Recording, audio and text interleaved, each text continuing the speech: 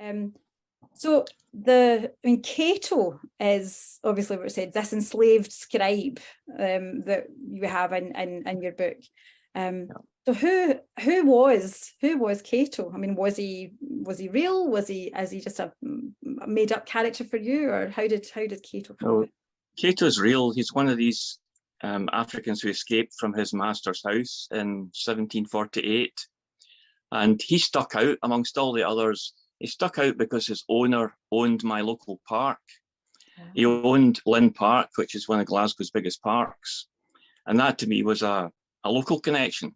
Obviously, slavery, it goes way across the Atlantic, but for me, this was, again, I was asking, what was life like for this guy here? Mm-hmm. And also at the same time, with a friend, we researched a country house, a National Trust property on the south of Glasgow, and we wrote this book on Greenbank Estate. Mm-hmm. And we found the same thing there. The owner there, Robert Allison, he owned an African boy, Negro John. This was in Mearns, south of Glasgow. And to me, this was something worth chasing. At that time, it was only a vague idea to actually chase this a bit further. But it was very much a personal thing and a local thing rather than some kind of abstract thing about slavery.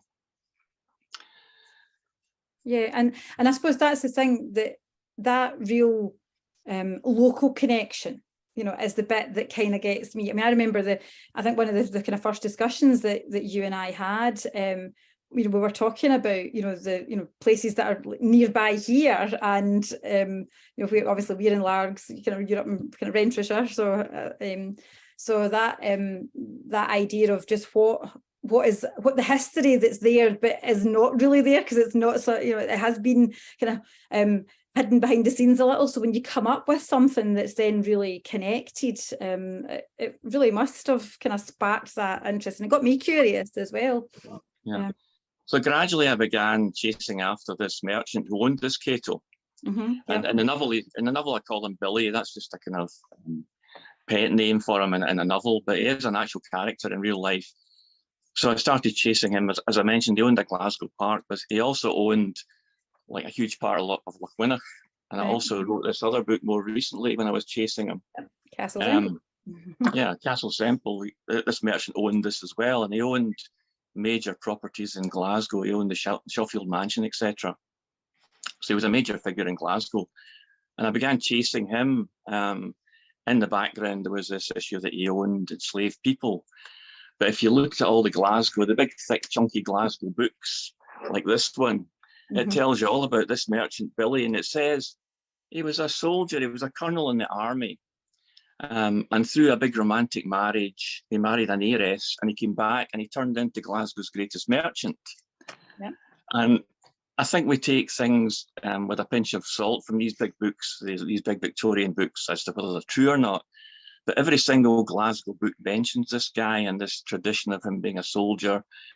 Nothing to do with slavery, he was a merchant. Yeah. But I began to get very curious, particularly at Castle Semple, about his wealth. He had a massive estate there that covered most of the parish. He was a major figure in Glasgow. He was a kind of, almost like a founder of Glasgow, someone that like turned Glasgow from a town into a city. Right. So I began to chase him, and that was sort of working up towards this novel, and I began publishing a lot of history about this guy and about others, and beginning to expose them as slave owners.